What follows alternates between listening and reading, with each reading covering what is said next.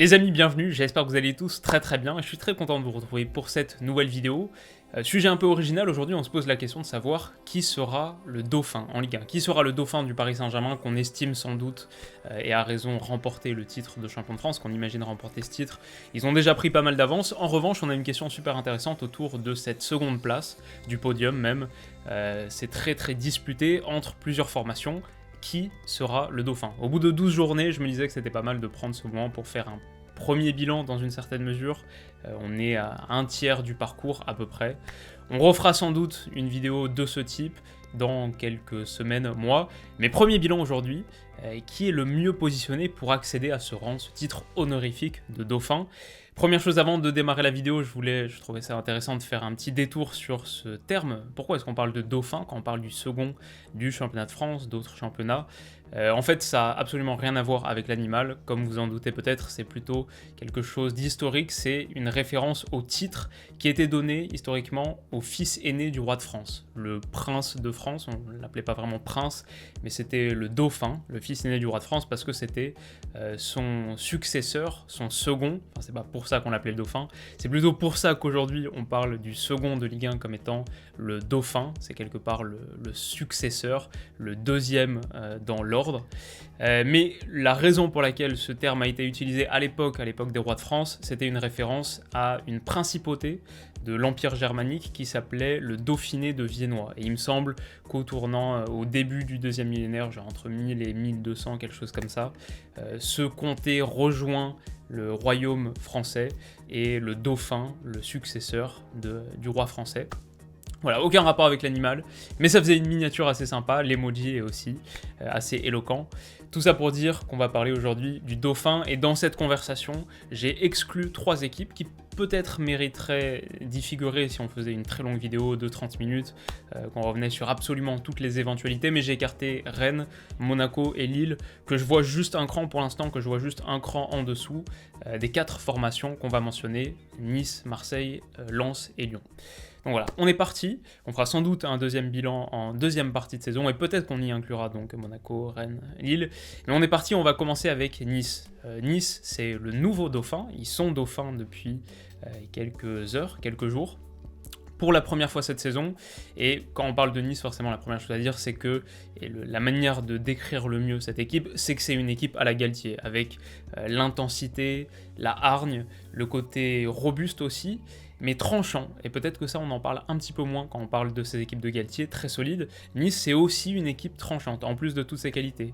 Alors c'est la meilleure défense du championnat avec 9 buts encaissés, sachant que toutes les autres formations en Ligue 1 sont au-dessus de la barre des 10, mais ils ont aussi un secteur offensif assez performant, 23 buts, seul Paris fait mieux, je crois qu'ils sont à 26, et niveau expected goals, personne ne fait mieux que l'OGC Nice, ils sont à 24,99, c'est même au-dessus du PSG. Donc solide, robuste, hermétique, mais aussi tranchant, aussi avec une bonne production.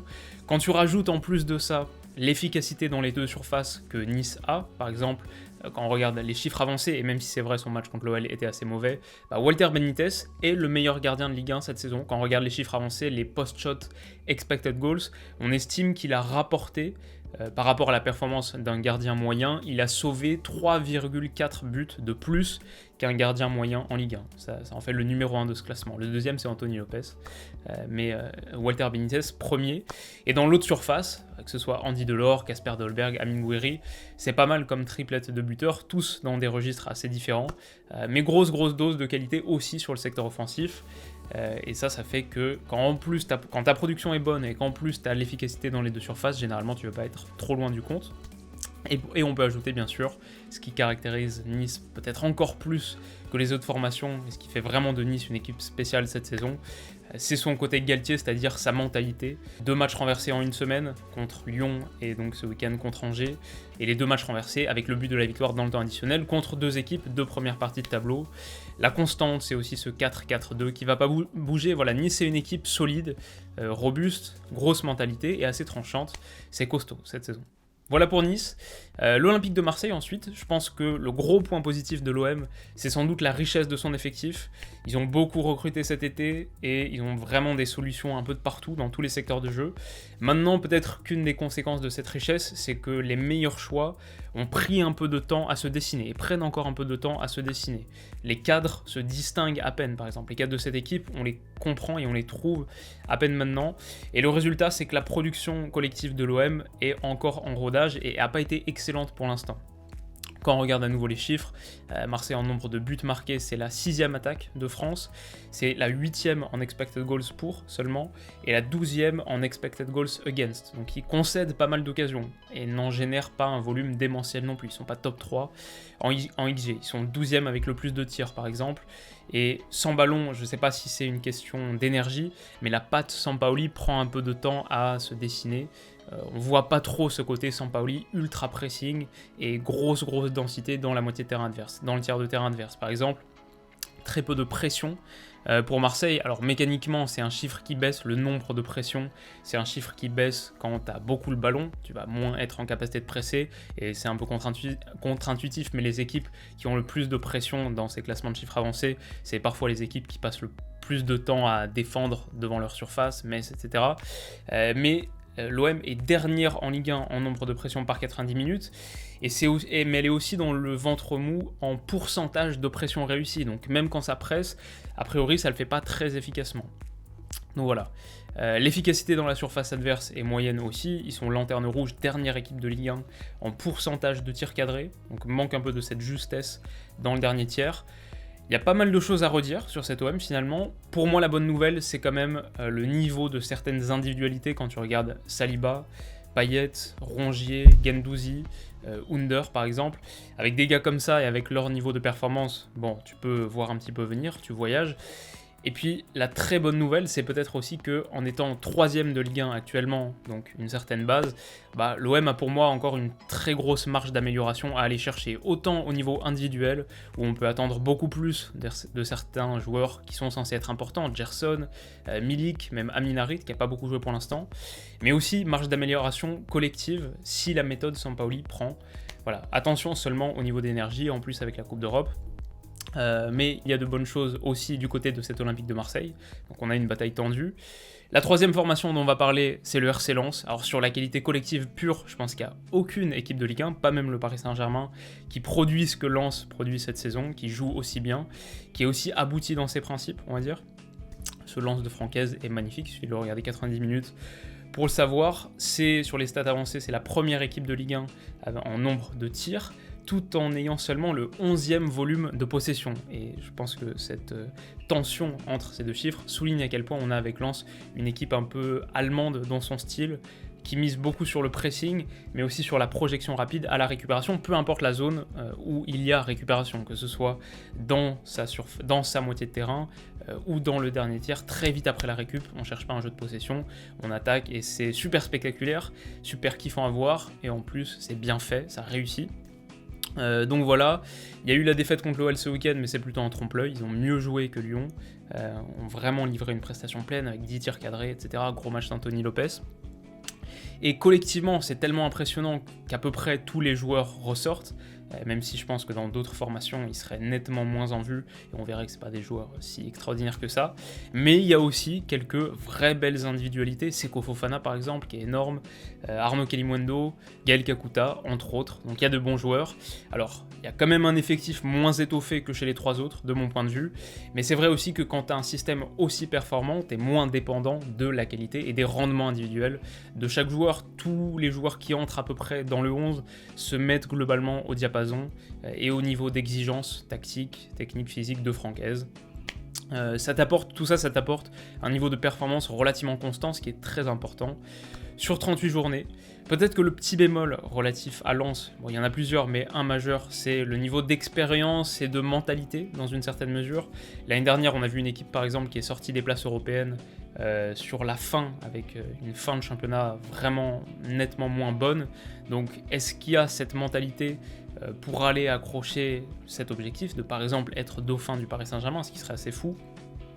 Est-ce qu'il y a la tête pour tenir 38 journées? Mais est-ce qu'il y a aussi les pattes, les jambes pour? Parce que le style de ce RC Lens, le style de Francaise, il est très taxant physiquement. Et dans les matchs où les organismes se retrouvent dans le rouge, ça peut jouer aussi. Ça peut jouer aussi sur 38 journées. Donc pour moi, ça c'est un petit point négatif à inscrire dans la colonne. pour Lens et pour dans leur perspective de viser cette place de dauphin. Voilà pour Lens. Et enfin, donc, on termine sur l'Olympique Lyonnais, mon OL, qui a peut-être un peu de toutes les qualités qu'on retrouve chez Nice, chez Marseille, chez Lens, sans être le meilleur pour moi, dans aucune des catégories. Lyon n'est vraiment la meilleure équipe. Bon, l'effectif, par exemple, il est loin d'être maigre. Au milieu de terrain, tu as énormément d'options. Globalement, tu as quand même des joueurs de qualité.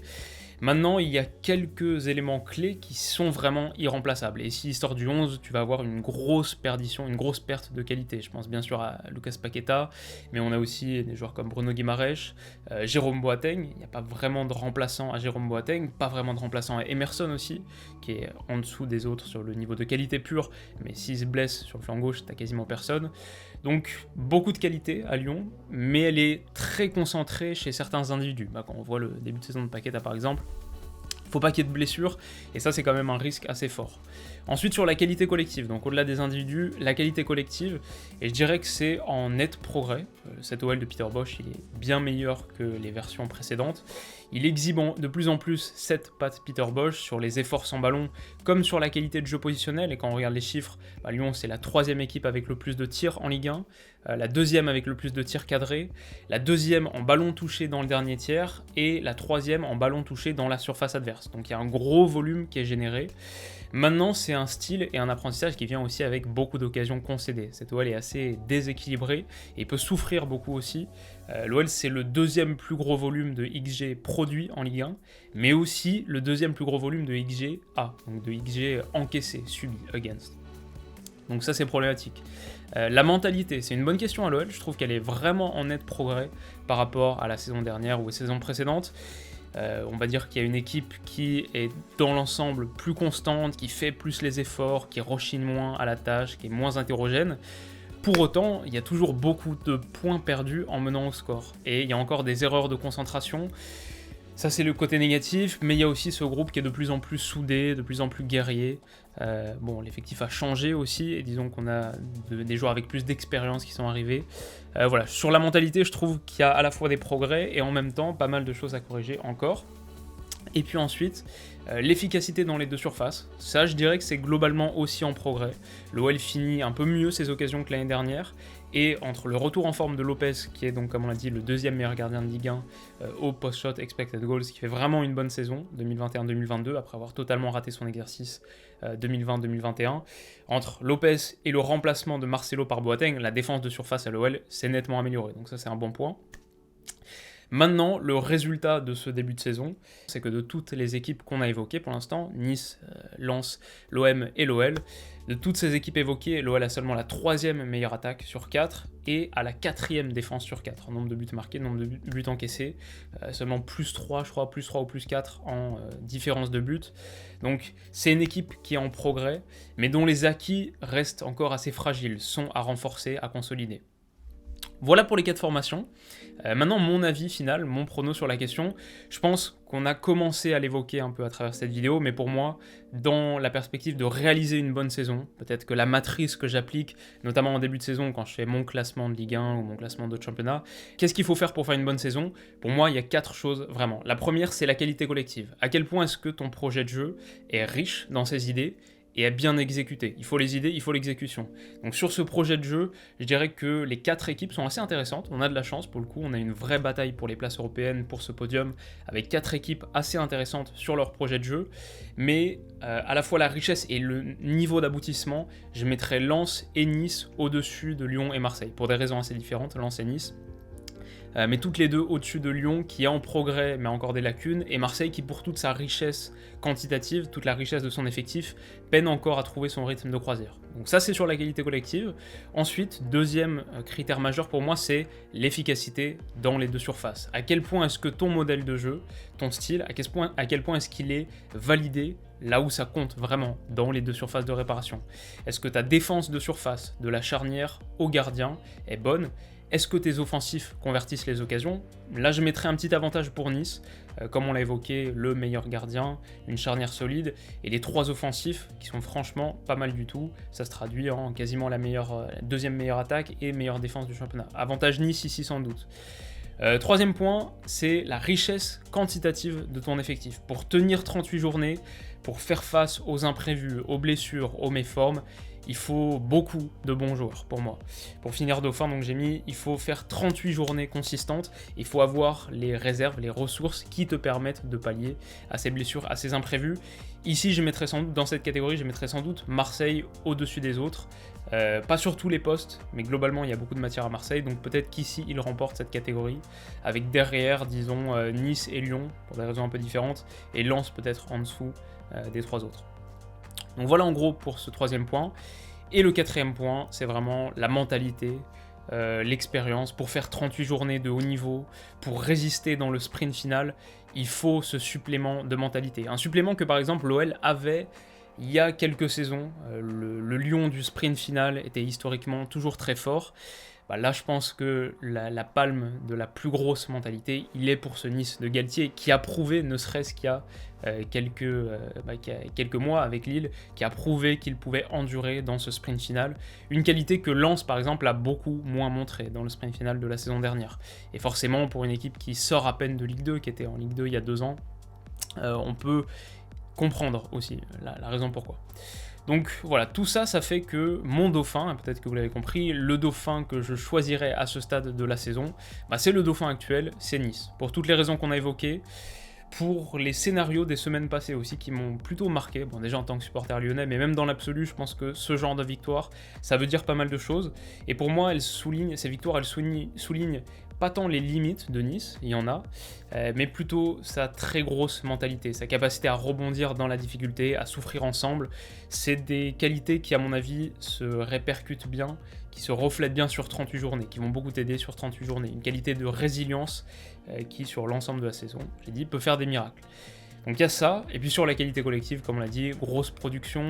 Sur la richesse quantitative de l'effectif, il y a de belles ressources. Enfin, Dolberg, Gouiri, Delors en pointe par exemple, les trois. À Lyon, je prendrais n'importe lequel des trois. À Marseille, je pense qu'il prendrait n'importe lequel des trois. Et à Lens, tu prendrais n'importe lequel des trois. Les trois ont vraiment de grosses qualités et peuvent beaucoup t'apporter. Peuvent valider ton projet, même s'il est parfois un peu restrictif. Et en plus, il ne l'est pas tant que ça. Nice est assez tranchant et se génère pas mal d'occasions. Donc voilà, et puis sur la mentalité, comme on l'a dit, et l'expérience de cette saison disputée jusqu'au bout, Galtier est quasi imbattable. Et à l'inverse de Lyon ou de Marseille aussi, pour tenir 38 journées, c'est une équipe qui ne joue pas l'Europe cette saison. Ça fait pas mal de facteurs, mine de rien. Donc voilà, grosso modo.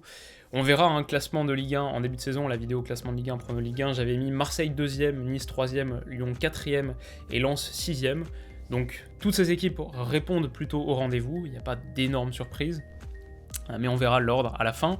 Dites-moi ce que vous voyez en commentaire, si vous deviez classer ces 4 équipes, il n'y a pas de S à 4, comment est-ce que vous les classeriez? Pour vous, qui sera votre dauphin?